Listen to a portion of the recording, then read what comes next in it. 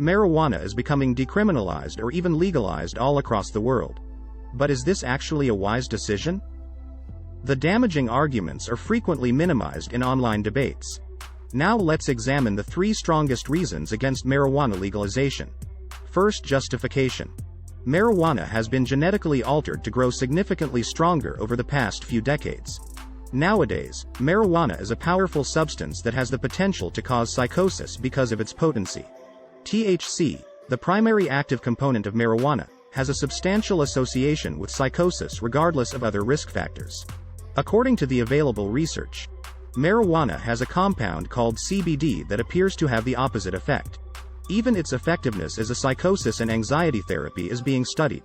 Yet over the past few decades, farmers have systematically lowered the quantity of CBD in marijuana while raising THC levels since it doesn't get you high.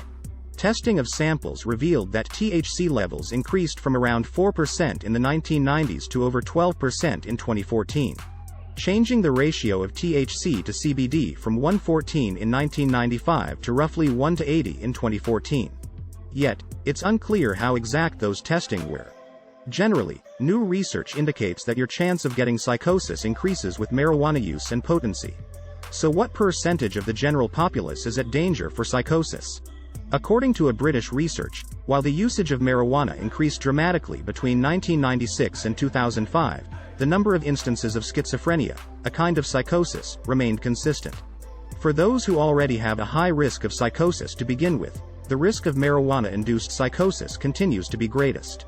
As far as we now know, it appears more plausible for them that marijuana accelerates the development of their ailment than causing it.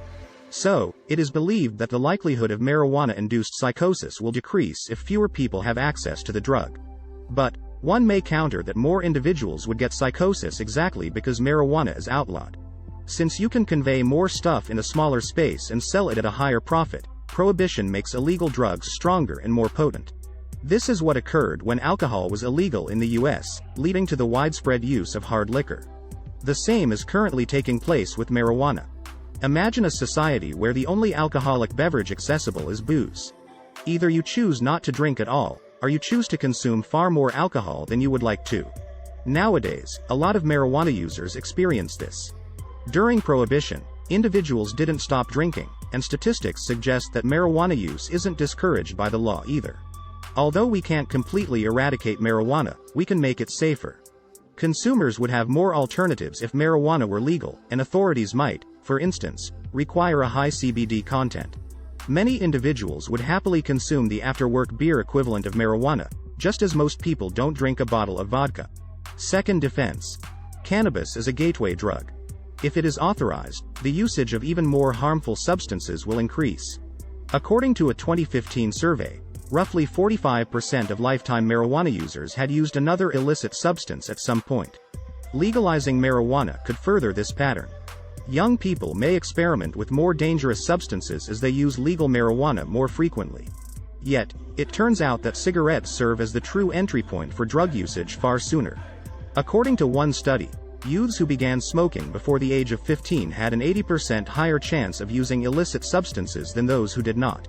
Yet according to a 2007 research, 12 to 17-year-olds who smoke were 3 times as likely to binge drink, 7 times as likely to have tried heroin or cocaine, and also 7 times more likely to turn to marijuana.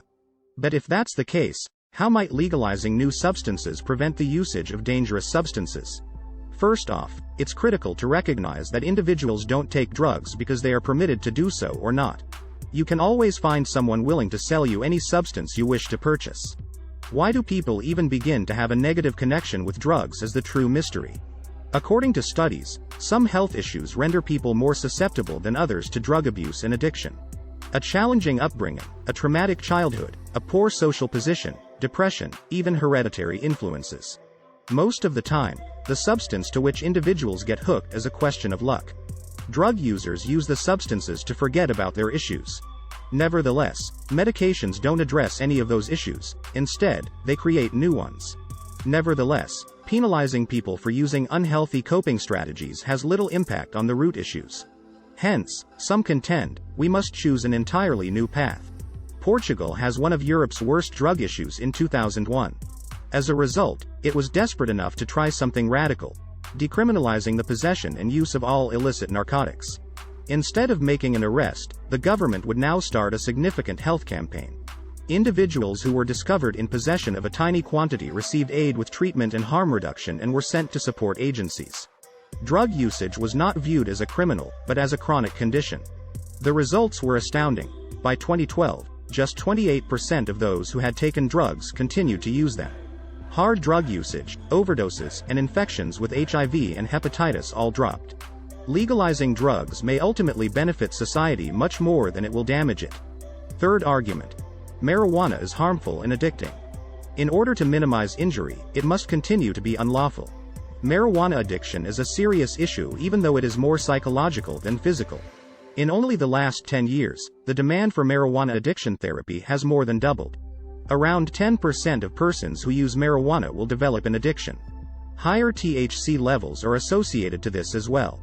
A 2017 research monitored the strength of marijuana in Dutch coffee shops over a 16-year period. Throughout the entire country, 60 more persons seek treatment with every 1% increase in THC. Regarding its detrimental impacts on health, some research have connected marijuana usage to elevated blood pressure and lung issues, while a 2016 study showed no association between marijuana use and physical health issues other than a greater risk of gum disease. Several research suggested that marijuana usage affects teens' brains and lowers their IQ, but the results were unclear when more recent studies took drinking and smoking into consideration. Generally, evidence demonstrates that using any kind of medication while the brain is still developing is unhealthy. But, the fact is that we are still unsure of how harmful marijuana is. More financing is required for study, which is difficult to obtain as long as marijuana is still prohibited. But we can put what we know in context. Alcohol use causes 16% of individuals to become alcoholics, while smoking causes 32% of people to become smokers. We are certain that smoke causes artery clogging, lung destruction, and cancer, while alcohol damages the brain, the liver, and the lungs. Although smoking claims the lives of more than 6 million people each year, alcohol misuse claims the lives of 3.3 million. Just because alcohol and cigarettes are legal does not mean they are safe. Furthermore, despite the fact that they are exceedingly harmful, no one is really pushing to outlaw them. When it comes to safeguarding children, legality is a method to exert some influence over them. Teenagers frequently find it more difficult to get prescription medications than illicit ones. If they sell to minors, authorized vendors risk severe penalties and license revocation. Here, legality creates incentives that drug dealers cannot take advantage of. Making marijuana legal thus does not imply support for it. It entails accepting accountability for the hazards it presents. Also, it can let in a ton of fresh study that reveals just how dangerous it is and to whom. Conclusion. Marijuana is a narcotic, and like all drugs, it has negative effects on a significant percentage of users. It is not risk-free. Legalization and regulation appear to be the most effective ways to shield society from its unfavorable effects. Thanks for watching. Let us know your opinion below in the comments.